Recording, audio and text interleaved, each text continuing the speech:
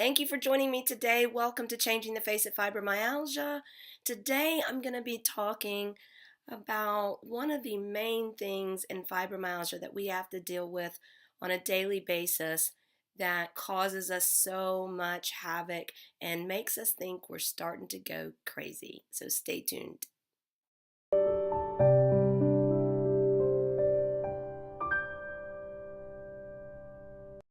I am so happy to be back. I haven't uploaded a new video in 3 weeks. I have been extremely sick with bad bronchitis, but as you can hear, I'm still raspy, but I am getting better, and I'm very thankful for that. I want to tell you that I'm sorry, and by that I mean I'm sorry that you're having to live with this illness, and I'm sorry that you're having to go through the pain and the frustration along with other symptoms that come along with fibromyalgia. And one of the main symptoms that I hear women say is the worst is brain fog. Or you could call it fibro fog. I really don't like either one of those names because it doesn't really put the emphasis on how damaging it makes us feel and how detrimental it is to our daily lives. I started experiencing fibro fog about 7 years ago. And I've been living with this illness for 20 plus years. And so when I started to develop fibro fog, I was really confused about what was going on with me. And I started to get really frightened because I thought, well, maybe I can't remember because I'm tired. I had extreme insomnia, so I wasn't sleeping. So I thought maybe my brain just wasn't functioning properly. And then I thought, well, maybe it's work or maybe I'm just stressed. But it kept getting worse progressively. And the worst time that I can remember is being in the middle of a bookstore with my husband. I had gone to the bookstore to get a book on fibromyalgia to add to my collection.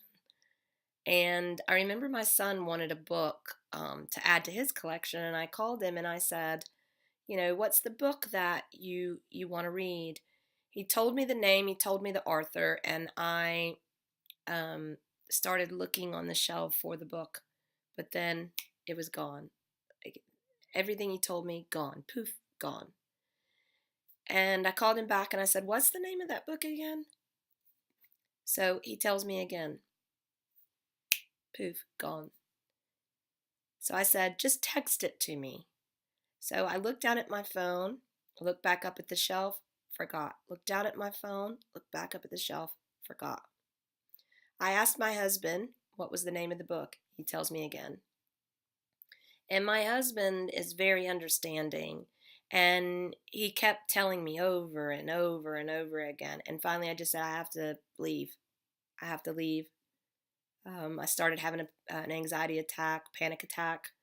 I got into the car and I began to sob. And I told my husband I didn't know what was wrong with me, that my memory was gone. It was almost like my brain just walked out the door and never came back. And I just cried. And I couldn't explain to him how exactly I was feeling. The only way I can really explain it is being in the densest fog outside. You can't see 2 feet in front of you, 2 feet behind you, beside you, can't see anything. You don't know whether you're coming or you're going. And nothing makes sense.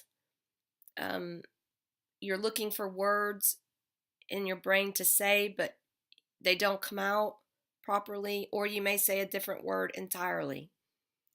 You don't know how you got home from work, or you don't know how you got home from running errands, and you're like, did I stop at the red light? Did I stop at the stop signs? How did I get home? Almost like you're present, but you're not home. Does that make sense? I used to run a route for Meals on Wheels, and in my own city, I remember looking at the route sheet going, okay, I need to get to Flat Creek Road, which is only 2 miles from the street that I live on. I travel it every day. And I said, where am I? how do I get to Flat Creek Road? I instantly had anxiety. I instantly thought, what is wrong with you? I had to GPS it in the city that I've been living in for 22 years. I've also stood on the stairs in my own house and looked up the stairs and looked down the stairs. Like, was I going up or was I going down? And what exactly am I doing? It's scary. You feel like you're developing dementia. You don't understand what is going on, and you start to feel completely crazy.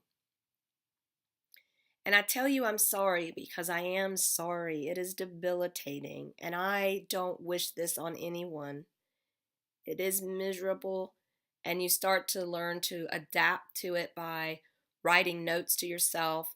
I used to think of a question I wanted to ask somebody, be like, write it down, write it down, write it down. I always had a pad beside me with a pen, and I'd write it down so I could remember it. I've left Post-it notes all over my house. Jessica, remember too. I've left them on my refrigerator, in my pantry, in my bathroom. Jessica, remember too. And at the time when I was 35, it's not the way a 35-year-old should be living. And I'm sorry that you're living it. And it makes me want to cry for you because my heart aches that anybody has to go through it. Never mind the pain that we live with every day, because that is something that is debilitating as well. And you would think that would be the worst part of fibromyalgia, but honestly, to me, the worst part was losing my mind and having people look at me like I was crazy. Being at work, answering the phones, trying to multitask, that went completely out the window. I could no longer multitask. I was writing everything down. I even put a recorder app on my phone to record, things that I wanted to ask people, or errands that I needed to run, or things that I needed to remember. I made lists nonstop. If you haven't checked out my previous videos on what I'm doing to heal my body, please definitely check those out. There's part 1 and part 2. And ever since I started implementing bovine colostrum into my life, I have no longer experienced the fibro fog. It's completely gone. My brain came back from vacation, back from hibernation, and I am on point every single day. I almost scare myself sometimes. I'm like, oh my gosh, I can't believe you just remembered all that. Like, you rock. I want to tell you that it will get better if you're willing to research and put in the work. It's hard work, but it's worth every amount of effort that you go through to do it, and it can be done. Please don't think that you're crazy. Please don't think that you have dementia or you just went bonkers, because you haven't. It's an illness, and I am sorry that you have to live with it every day, but you don't have to live with it for the rest of your life. There is healing that can take place, and I have been doing that for the last 7 months, and I can't believe how far I've come. I really and truly can't. Thank you so much for joining me on Changing the Face of Fibromyalgia, and please make sure that you subscribe. I upload new videos every Monday and Thursday.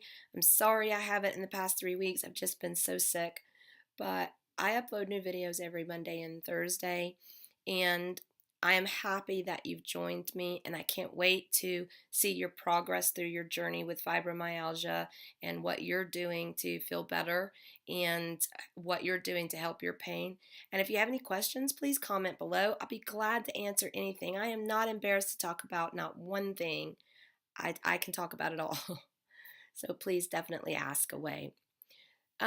Thank you so much for joining me again, and please give me a thumbs up. Let me know how I'm doing, and I'll see you next time. Thank you so much for helping me change the face of fibromyalgia.